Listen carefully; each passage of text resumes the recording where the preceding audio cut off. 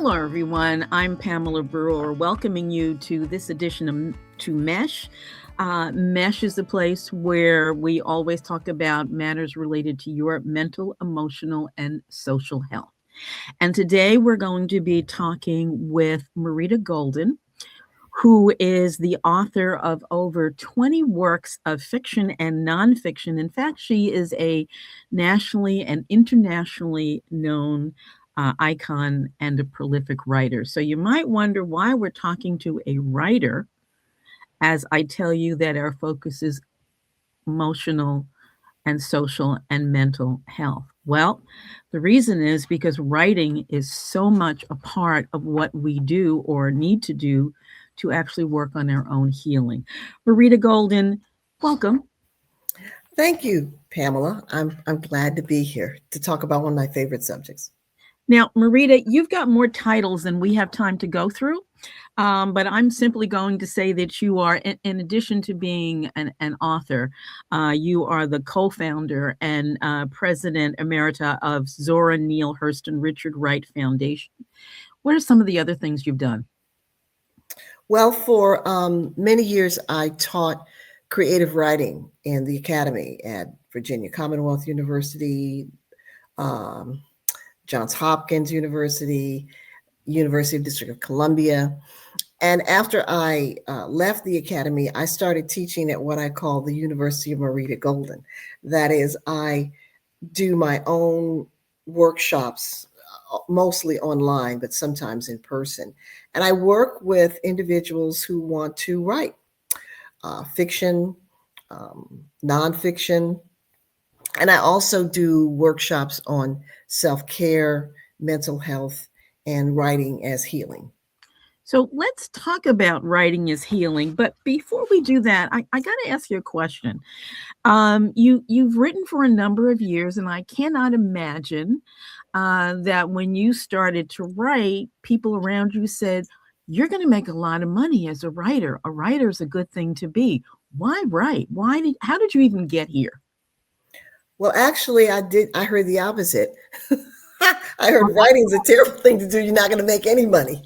My father wanted me to be a lawyer rather than a writer because he figured lawyer, I'd make more money, it was more stable. And I understand why people often feel that way because, in point of fact, writers don't necessarily make a lot of money. But in my 40-year career, there have been times when I've made quite a bit of money.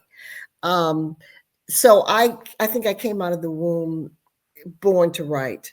Ever since I was a young person, I had all the personality traits of a writer. A lot of curiosity, asked a lot of questions, expected answers, deeply curious about the world, had a lot of imagination, and a desire and willingness to make up my own stories, to make up my own answers to questions about the world. And writing has been an endeavor that I've been involved in some way or another since I was a young child. And it's played a very important role in my life. And as much as I'm very proud of my career as a writer and the books I've sold and the people who've read my books and been touched by them, writing has deeply healed me and brings me joy, and it never lets me down. So talk about writing as healing. I know that there is a piece that you would like to share with us about that issue. Tell us what you are sharing and why. Well, one of my favorite writers is a woman named Louise DeSalvo, who is no longer with us, but she was a novelist, an essayist, a fiction writer, and she wrote also a lot about the craft of writing and the ways in which writing is therapeutic and writing is healing.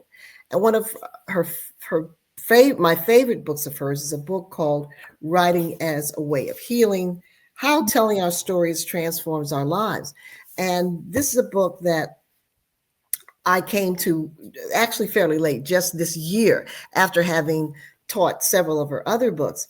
And it really deeply affected me. I'm just going to read a few passages because the book is so brilliant because she does everything from talk about how writing can literally reshape the past to how when people have been hooked up to machines that measure brain activity, it can be shown that writing can actually heal you. And so, just a couple of little excerpts. The writer Dorothy Allison, who wrote Two or Three Things I Know for Sure, said, I am the only one who can tell the story of my life and say what it means. And that's a powerful affirmation of It, someone who's claiming her life and claiming her ability to know it and her right to share it. Um, One writer said, the writer Henry Miller said, write, or die. The more I wrote, the more I became a human being. Oh my God, that's so powerful. it The isn't. more I wrote, the more I became a human being. Through the work, through my work, through my writing, I rejoined the world. And she writes in the book about how we can change the past through writing. And how I changed the past through writing is I wrote a book called Don't Play in the Sun about the color complex, about being a brown girl in a world that doesn't love brown girls. And my mother was a woman who, on the one hand, told me that I was going to have to get a light skinned husband for the sake of my children. But she also told me that one day I was going to be a writer. So I had two legacies from my mother, one of a deep wound and one of a powerful sense of Yeah. my own authority.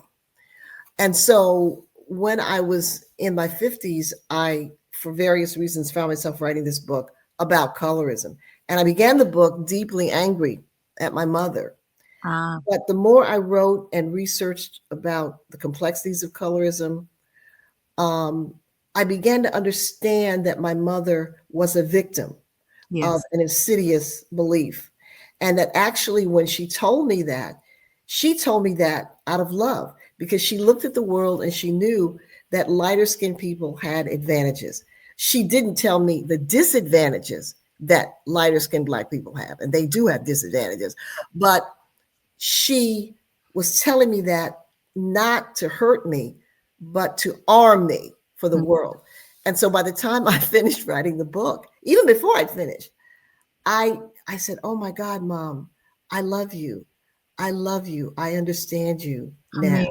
And Amazing. so writing is just very powerful. And the last thing I'll read, she writes in the book about how when she started writing about writing, she had sort of the same ideas that we all have.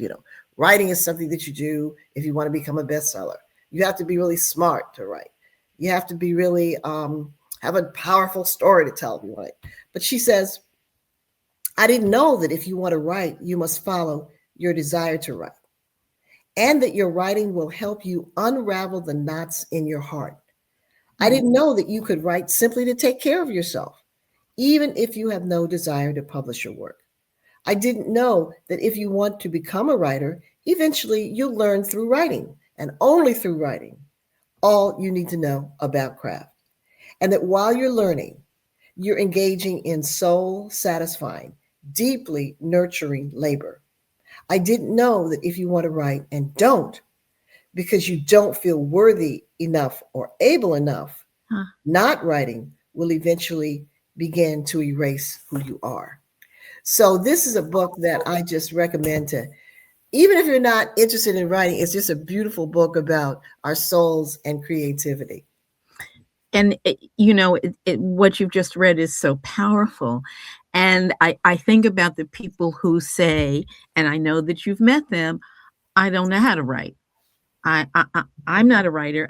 I can't do this. I have to do that. And what you're saying is that it sounds like what you're saying is knowing how to write is figuring out a way to put your words on paper or in today's world, the computer.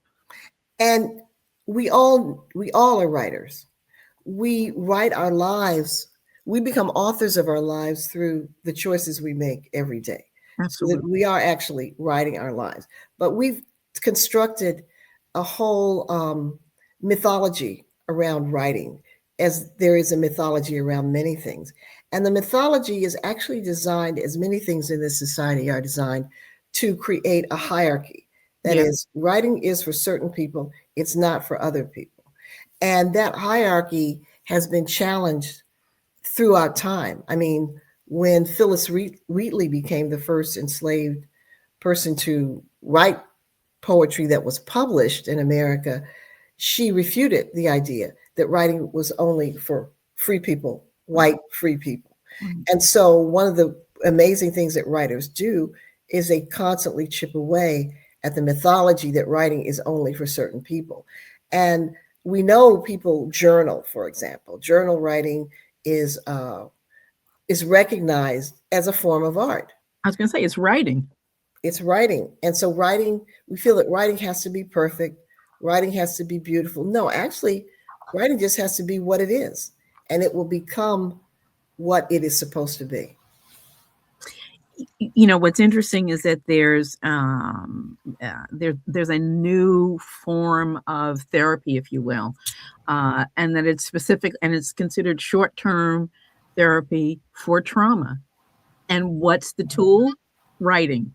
That's the tool. You write with your therapist. Your therapist is not writing. You're the one who's writing, and the two of you Right, work on it over time. right.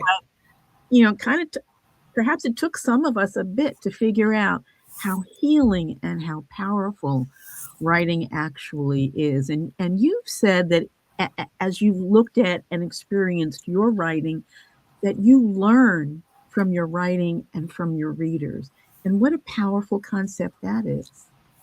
Yeah, well, in my most recent book is How to Become a Black Writer, creating and honoring Black stories that matter. And one of the essays in the book is about my uncle, who was a minister, and looking at him and thinking about the work that he did, because I have a number of ministers in my family, I began to realize that I was a minister too, that I sort of came out of the family tradition of ministering, because in my writing, I've been very consciously trying to minister to the souls of perceived readers and minister as well to my own soul. And so writing, I can't surprise the reader with, for example, a really interesting fictional story unless I've been surprised by the twists and turns that the story took. And I can't heal the reader if I haven't been healed by what I've written. And I said in that essay about my minister uncle and me, I've spent my life responding to the urgent, frequent call to write.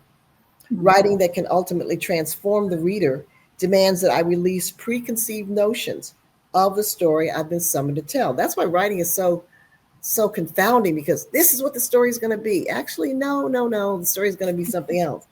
I have to let go of the familiar in order to honor and understand this sacred act that I've chosen and been assigned to perform. Just as my uncle's parishioners invested enormous trust in him as a preacher, readers sign an invisible but binding contract with an author. The assumptions of the congregation and the readership are very similar.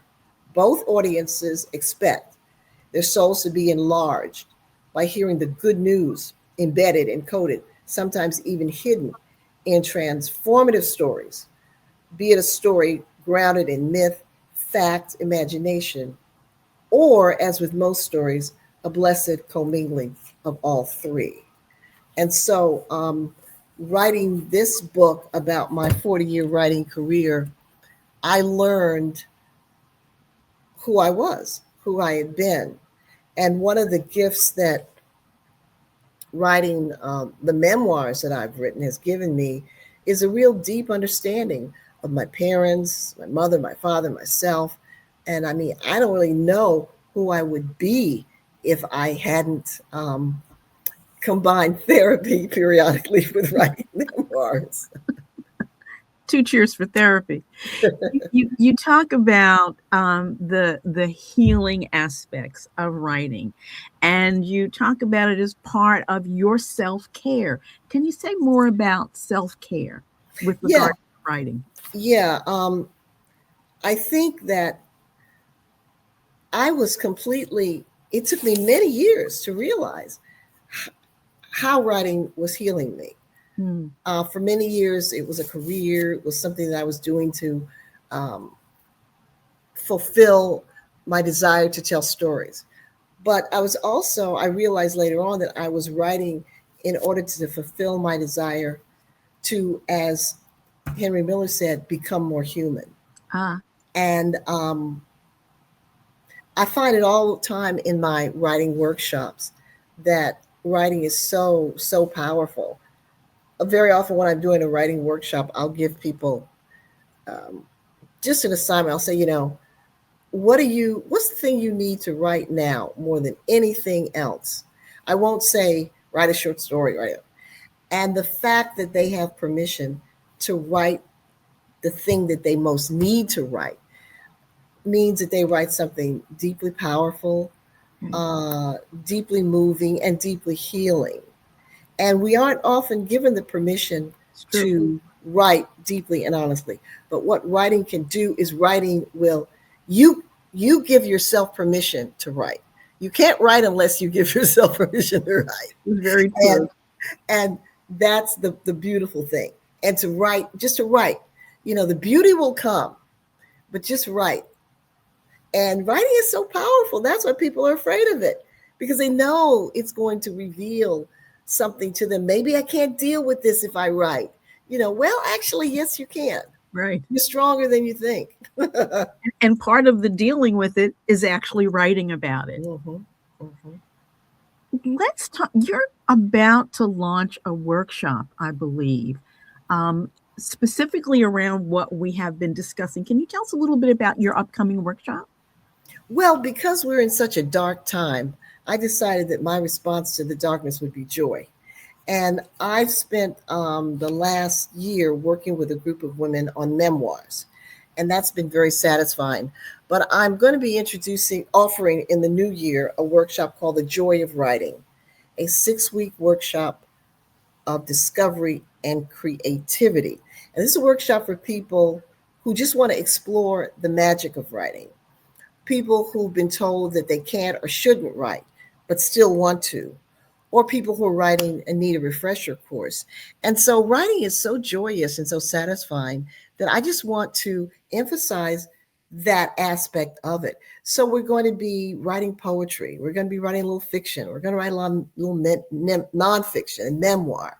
And we're going to shatter the myths that, oh, you have to be so beautiful. You have to be so smart to write. You just have to be you.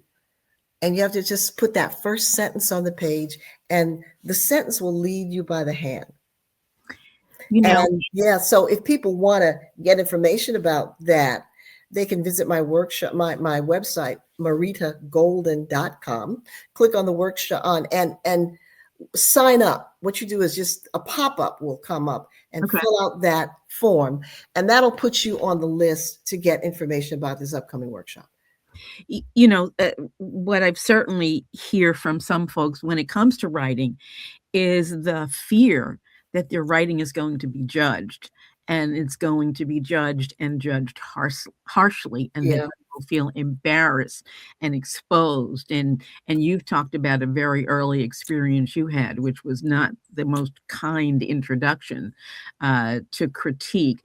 For those people who are afraid that they will be judged when they write, can you speak to that? Well, you will be judged. You will be judged, but you can learn from the judgment. You Okay. can survive even harsh, ridiculous judgment because the desire to write imbues you with so much resilience Mm, that you can take judgment. Okay, what do I learn from that?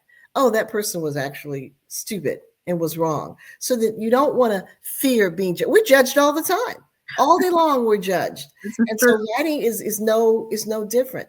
Um, and we've had teachers who've given us papers marked up in red and all of that. But the desire to write gives you the resilience to overcome all of that.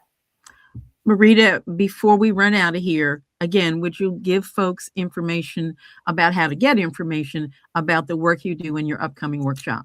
Yeah, visit my website, maritagolden.com, and you'll see everything that I do. I have a bookstore. I have testimonials from other people that have worked with me, who I've helped write books. And you'll get on my email list to get information about upcoming classes and workshops. Sounds terrific. Marita, thank you so much for joining us today and for sharing your experiences and your expertise and your wisdom about writing. Thank you. This was great, Pamela. Thank you. Absolutely. And folks, thank you for joining us today on this edition of M.E.S.H. I am here every week, as you know. If this is a conversation that you find helpful, I hope you do. And I hope you will share it. I encourage you to share it. And I encourage you to join us next week for another edition of M.E.S.H. Take care.